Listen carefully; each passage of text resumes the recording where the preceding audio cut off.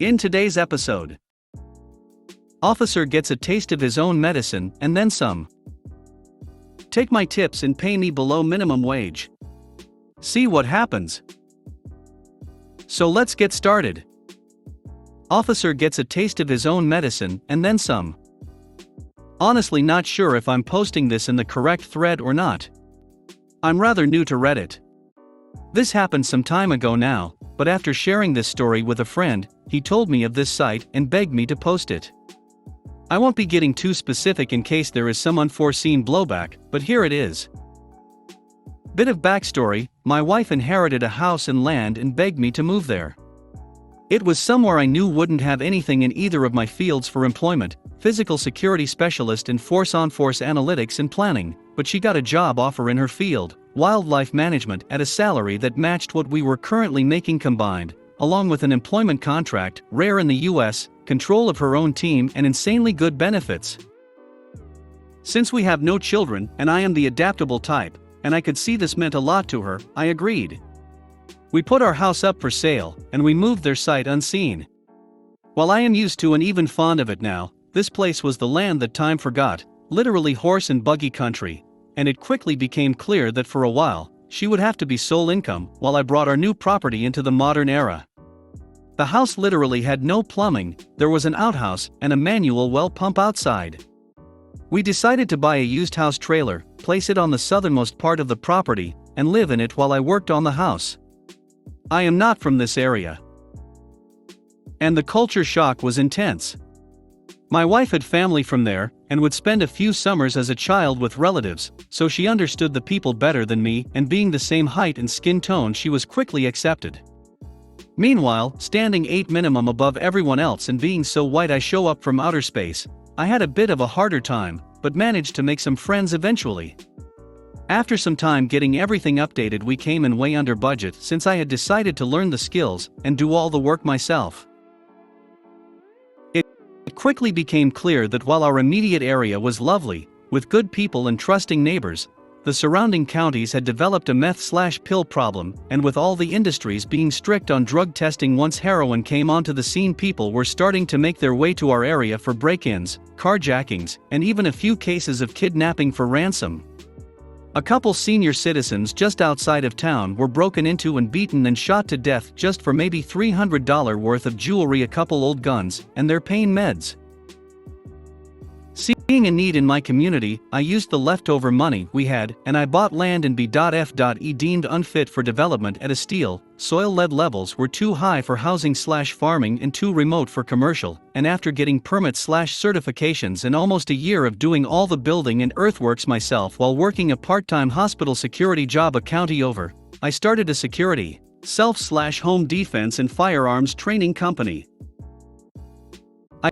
I created local jobs in the nearby counties by training armed guards beyond state standards, helped people develop a neighborhood watch program, offered neighborhood security patrols at cost, made sure local shops got cameras and had plans and training in place in case of a robbery, and worked with individual households to develop their own home defense strategies, along with offering concealed carry training, advanced firearm training, OC spray, trauma and first aid training, and other things. Somehow, without meaning to, I managed to wedge myself into a unique position where I not only trained everyday people, but I got certified to be the guy that all police agencies in the region send their officers to for state recertification and further training. Turns out before I came along, they had to send their officers almost 6 hours north to a state facility, which meant that they also had to pay for a hotel room for anyone that went up there, as well as 2 meals and mileage if they didn't drive a squad car. Not to mention that the tactics taught didn't always translate well to our area. I offered to do it for a bit less, and given my location, no hotels or anything else were needed. For the first time in my life, I feel like my work really matters, that I am making a positive difference for real people, and I look forward to going into my job.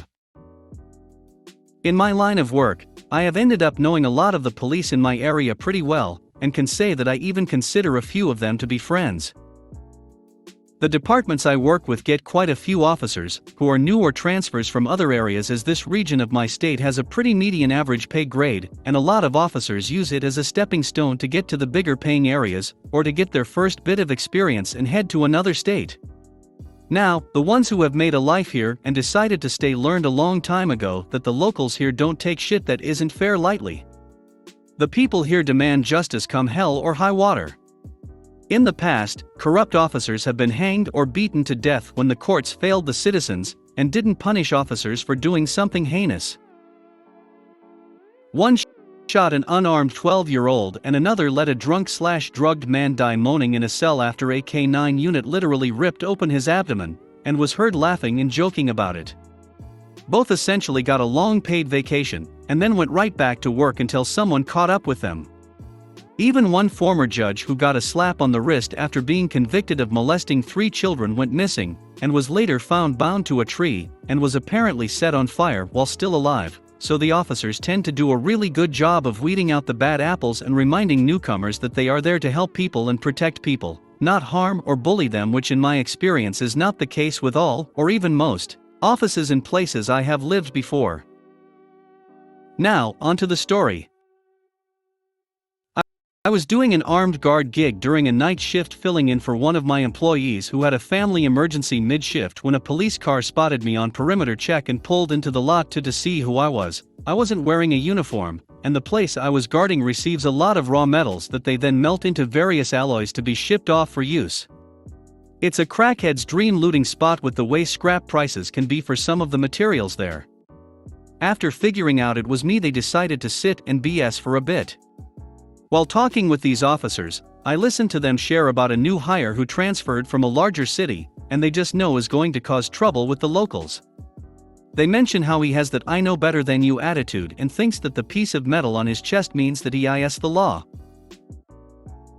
Apparently he had already raised a bit of a stink because he writes citations for things that no other officer in the department has: driving with one hand, burnt out fog light, plastic being taped over a broken back window in a car, headlights not on in the middle or the day and it's raining. He even tried to give a guy a DUI even though he was sitting in the car on blocks in his driveway, and it had no rear axle. Apparently he speaks aggressively to anyone who dare interact with him if they aren't a police officer, and overall just act like a power-tripping douche nozzle. The other officers have noticed that the locals have changed their demeanor towards them and seem more distrusting since this guy started, and they were genuinely worried that he would turn everyone against them. In the words of one of these officers, "With everything in the news these days, and the whole nation already being distrusting of us, I hope we can find something to set the B***** straight before he ruins the rep we work so hard to keep here. I like that people here will just come up and talk to me. It's the main reason I stayed here." We brainstormed for a while about how to get through to Officer Douche and make him change his ways, or career, but eventually came up with nothing legal, and had to go back to doing our respective jobs like adults. 2 weeks or so after having this chat, and hearing similar things for other officers I know, I get my first interaction with Officer Douche. I don't advertise my business on my work vehicle, and it is completely unremarkable, but all the officers I know can spot it somehow, so I've gotten in the habit of waving anytime I pass a squad car. On my way to speak with a prospective client about a consultation for their home defense plan, this asset pulled me over for waving at him when we passed each other on a 2-lane highway. He slammed his brakes on, whips around in the middle of the road and came flying up behind me so close I can't see his headlights with flashing lights on and siren blaring. After enduring his frankly insulting lines of questioning with his hand on his pistol grip about why I felt the need to carry a gun, in my state it is required by law that anyone with a CCW/CCL has to inform the officer, and him sharing his doubts that 99% of people probably wouldn't even know how or be able to use it, the cock goblin wrote me a citation for reckless operation of a vehicle, stating that he was justified in doing so because he saw me remove my hand from the wheel. Trying to be diplomatic, I said, "I just figured that you would appreciate a friendly gesture from someone today. I know I like when someone gives me a friendly wave." This absolute insult to humanity blows his F***king gasket, gets in my face yelling at me and threatening to haul my smart ass downtown, and see how friendly I am when I am hooked up in the back of his car. Says that if he felt like it he could cost me more in impound fees and lost wages than I would make in a month. He has no clue what I do or where I work. Then asked what I thought about that. At this point I have an internal battle with myself, wanting to slam him to the ground and beat his skull open on the asphalt to see exactly how empty it was inside, but saner thoughts prevail, and I simply handed him my lawyer's business card and stated that any further interactions we had would have to go through her. He looked at the card, called me a PU***y and told me to get out of his sight. Once I got moving in my car I realized exactly how angry he had made me. I have spent years learning to keep my emotions to a minimum, since it could cost someone dearly in my line of work, and this cunt was able to boil my blood in just a few minutes. He wasn't a big guy even for the area, and he didn't carry himself like someone who was confident in their skills. Being that aggressive and having his hand on his pistol grip for most of our interactions spoke volumes as to what kind of person this jizz stain was. What would happen if he pulled over someone who didn't have my level of control and acted like that or worse? I decided that the officers I had talked to were defiantly not exaggerating, and this D***ck was going to end up getting himself or someone else killed or hurt, and something needed to be done about it. First I went to court and showed my dashcam video, which got my citation dismissed. I took the rest of the audio and video to the sheriff of the county he works for and showed it to him. Then we had a long conversation.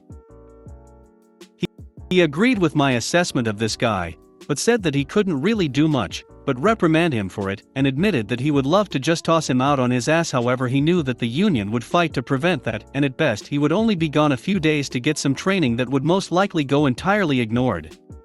He even cautioned me against filing against him because he figured the guy was the type to take it personal, and he didn't want to see anything happen to me. He promised he would do what he could to get rid of the cunt, but in most ways his hands were tied. I could tell he hoped that the guy would just move on and become someone else's problem when his 2 years were up. I couldn't help thinking that if he's causing this kind of trouble already, it is only a matter of time before someone around here loses it on this douche and swings at him. Then, even though the cunt deserves to eat his own teeth, at least some poor guy will end up with his life ruined or worse. All because Officer Douche has a badge and likes to wag his D***ck beater. Feeling as though there was nothing more I could do, I went about my business as usual the next couple days. Then, guess who came through my door to schedule with me for their recertification? He didn't know me from Adam, and just swaggered about like he owned the place and bitched about this being a waste of his time and a bunch of bureaucratic bullshit. I had a real Kodak moment when I reminded him of our last interaction. He tried to excuse it as just being by the book and claimed that his hands were tied when it came to the citation, and he only acted that way because I had a firearm, and he was nervous about that gun, so he needed to assert his authority over the situation. By now, I had had a large portion of the people that live in my area come though for training, and most of them carried daily. Fuckstick just confirmed my fears for me, and I was going to do what only I could to lay those fears to rest. K/ProRevenge mode. Already forming a plan, I told him that I understood completely, and that I operate that way as well. Not even processing how that could affect him, the dipshit seemed glad to hear that, and we sat down to get his paperwork started. The whole time we are doing this he is bragging and talking about how good a shot he is, and that he looks forward to the day someone wants to F***ck around and find out with him. Hearing the was he thinks made me both sick and angry. Yes, I carry a gun for self-defense, but I hope that I never have to use it. I spent years learning other techniques to lessen that chance after having to draw it once, and built a career teaching others what I have learned. After getting all the paperwork sorted and scheduling a time and date, he asked if he could use my range to get some practice shots in. I even waived my range fee just to see this POS shoot. After going over the range rules, I ran him out at target at 10 yards and signaled the lane hot. He fired all 17 rounds out of his mag at a rapid pace, and only managed to hit 5 on the target, only one of which was center mass. He repeated this 4 more times at varying distances, and his best score ended up being at 5 yards out with only 10 shots on target, of which 4 were center mass. I suggested he slow up his cadence a bit and asked if he wanted my advice. He told me he's forgot more than I ever knew and to shut my mouth, so I did. Then he proceeded to run it out to 10 yards and shoot one at a time at a slow pace I usually only see from first-timers, and didn't get a single hit center mass. After seeing the 13-year-old girl a few lanes down from him load up and absolutely drill headshots at 15 yards with my range master instructing her, he made some excuse about needing his sights adjusted, then packed up, and the brainless cunt nugget left thinking we were all buddy-buddy a few minuets later. The state certifications are a bit simple, so when I started doing this I met with local union lawyers, training officers and some reps for our area, and we came up with a standard that surpasses the minimum state requirements, which they in turn used to negotiate better benefits, so everyone wins. The standards we decided on not only test for accuracy, but also introduces a bit of real-world problems that the officers have to contend with. The first is done in full-duty gear with both hands on the gun at 10 yards. After running 25 yards, within 2 minutes, you have to be able to draw your gun from crouched cover, fire 10 rounds, reload a magazine loaded by me with a false round randomly placed in it to cause a malfunction, clear that malfunction, and get 10 more rounds on target from standing cover. The second is the same drill in reverse, but done with only one hand on the gun and in under 3 minutes. In both of these drills 15 of the 20 shots must be within the number 8 ring of the target and all rounds must hit the target. And the third is a dot torture drill that must be cleared at 90% within 10 minutes, and you have 3 attempts at it. It doesn't sound too tough if you are an avid shooter, but trust me, under pressure, with your job and the balance, it can be rough. See, the policy around here is that the county pays for your first test, and if an officer fails to recertify then they either choose 2 weeks unpaid leave or sit at the office and do paperwork at reduced pay for 2 weeks, then they have to pay out of pocket to try again. Of course, it is encouraged that they come to me for help, but being that I am not a charity, some choose to practice on their own, which is fine. If they fail a second time, the sheriff can cut them loose without any issues from the union, and the officer has to wait 1 year to even be considered for rehire or relocate to a different area that doesn't have these standards, or the sheriff orders them to come to my training, and I work with them until we know they will pass.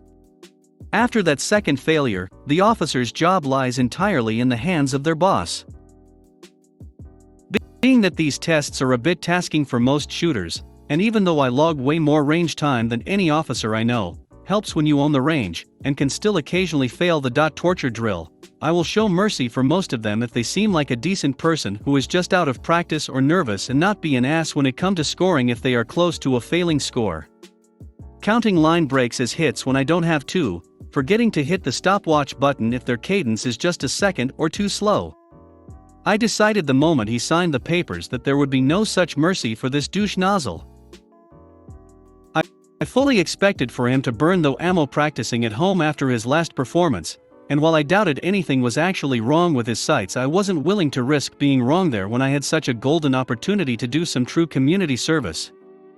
I even bought a new set of digital calipers, deciding that if he was so much as 1/10 of an inch off on any shot placements at the line, I would mark them as a miss and prove I was just going by the book. My mind was made up that since I couldn't get this guy off the force completely, I would go by the book and at least get him off of any that were close to the people around me, and he would have to preform like an absolute pro to avoid it. The day finally comes where he is to test, and he shows up wearing shorts and a tap-out t-shirt with only his gun and duty belt emptied of everything else. No vest, no range bag, no radio, no eye or ear protection, no cuffs, OC spray or taser. Not a damn thing that he knew he was supposed to have. After pointing these issues out, he huffs and says, "I brought everything that is important, let's just get this shit over with." Mind you, I could have failed him right then and there for non-compliance. I had a copy of his signature on the paperwork stating he owned all required gear and would bring it with him for the test, and that he would be dressed to listed standards on testing day.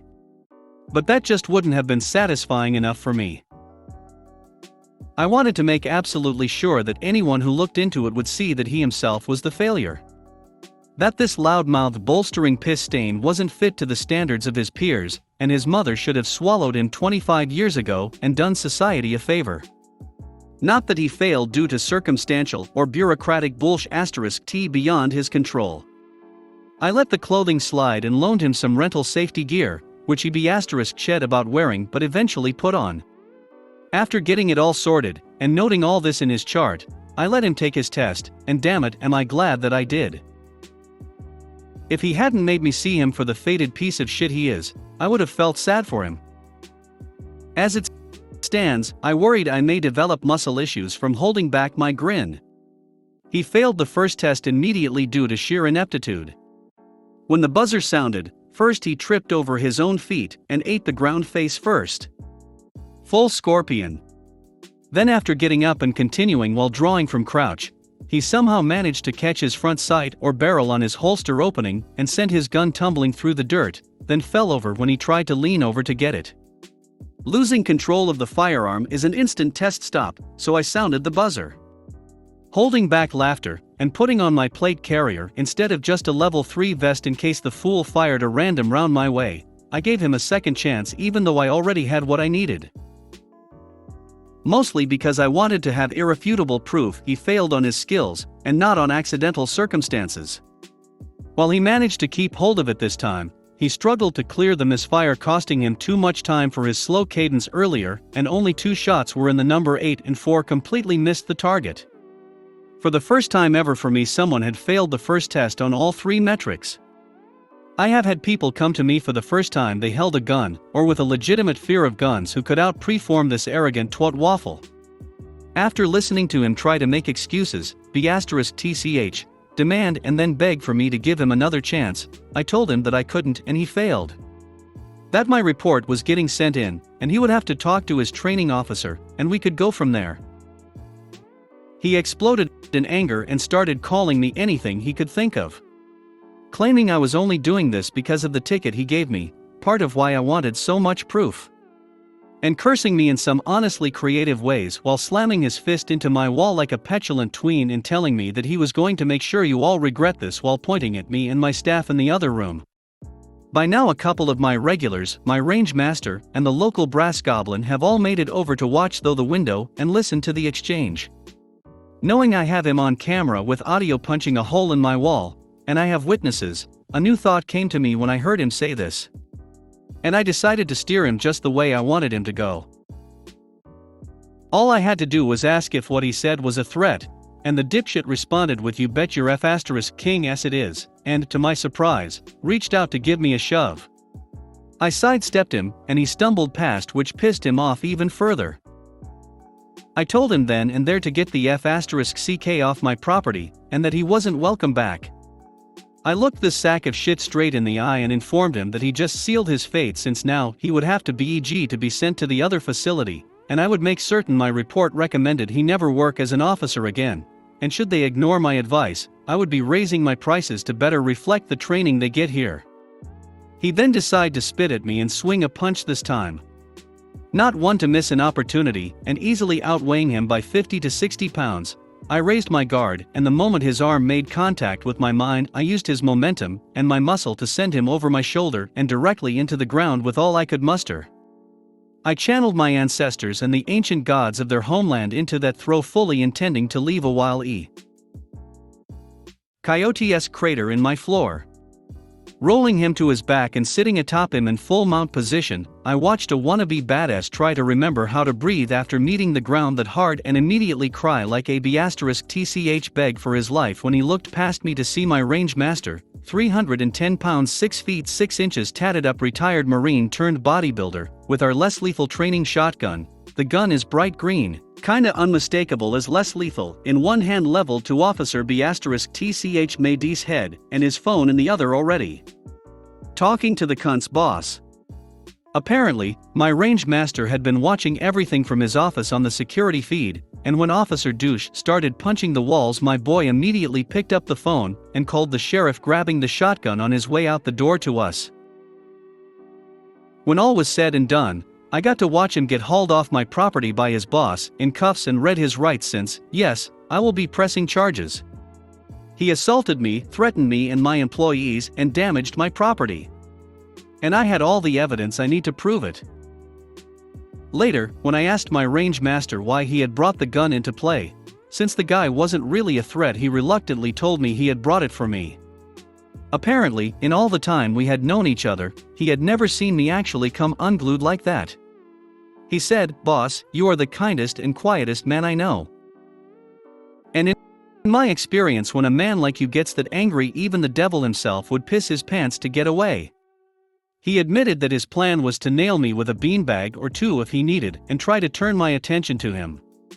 Not going to lie, I wasn't happy to know I had made my friend feel that way, but it did feel good in an odd way to have a certified badass feel like he needed that tool to stand against me. I gave the man a raise for his honesty and willingness to protect others, no matter the cost to himself.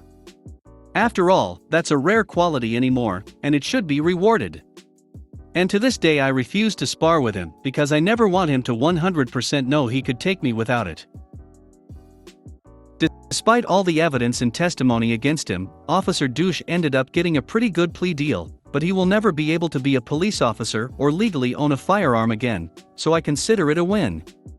His wife filed for divorce for domestic violence while he was awaiting his court date, and thankfully they had no children together, so it was granted without issue, and he has no rights to see her son. He moved away immediately after his hearing, and last I had heard, he makes minimum wage working at a gas station somewhere up north. Take my tips and pay me below minimum wage. See what happens. Apologize in advance for the walls of text, but this has layers. So this all happened years ago when I was still in college. I worked for a delivery joint. The company seemed super cool because they provided vehicles instead of forcing you to beat down your own car. Huge perk, right? Well, in this case, no. The owner of the company used this as justification to take a percentage of the driver's tips. Often this would result in an employee making below minimum wage. If you made below minimum wage, you would have to come and pick up your check in person and sign a document attesting that you did make minimum wage, due to undocumented cash tips. Or some such nonsense. Now this was a problem for two reasons. Number one, in the state I was in, employee tips belonged to the employee unless part of an employee tip pooling agreement. This was plain as day on the Department of Labor website. So that 20% gouge was already crossing a line. Number two, you cannot just hand wave and or force employees to say they made above minimum wage. So pretty shady shit, right? Now most people would see this situation and run for the hills, which probably explained the delivery driver turnover being so high. I on the other hand saw the potential. See, I am pretty well versed in labor law, and decided that I was gonna ride it out. I wanted to see how long they would keep this shit up. Here and there I would make comments to the managers about the legality of their practices, and was often told our lawyers said it's okay. So it's okay, would love to meet these lawyers one day. So I patiently waited for a year, documenting every red cent they took from me and encouraging the other drivers to do so. Every new driver that came through that door got a little powwow with me, and I would give them the skinny. Unfortunately, my plan must have leaked because sooner than later the joint decided to fire me after making up 3 bogus infractions. If you're interested in those, ask and I'll explain in an edit. This wasn't a problem though, as my plan was already in action. See, in this state, unpaid wages collect interest. So what was $20 to $40 a night, 5 nights a week, over 1 year, quickly became a decent sum. So I began collecting the names of current and previous employees whom had been screwed over by the company and collected their documented data, then sent it off to the Department of Labor. At the end of the day it took a couple months, but the company was eventually required to pay a decent chunk of change to all parties and a pretty hefty fine on top. Overall I believe it came out to a little under $100K. I wasn't done though. See, those shady little documents they had us sign claiming we made over minimum wage affected how the company was reporting its payroll tax. The IRS eventually came in and hit them for a ton of back taxes, and I received a small portion of the settlement. The IRS used to pay people who tipped them off, don't know if they still do. Finally, I was increasingly aware of the company's under-the-table agreement with their health inspector, which I decided to go ahead and tip off to the health department. This resulted in even more fines and a temporary closure for the joint. Altogether, it ended up costing this dumb little delivery joint a ton of money just to stay open, all cause they wanted 20% of their drivers' tips. The moral here is this: know your labor laws. It's degenerates like these whom profit off the ignorance or fear of a workforce. The more you know about your rights, the less idiots like these will be able to survive in the wild. Thanks for coming to my TED Talk. Thanks for watching.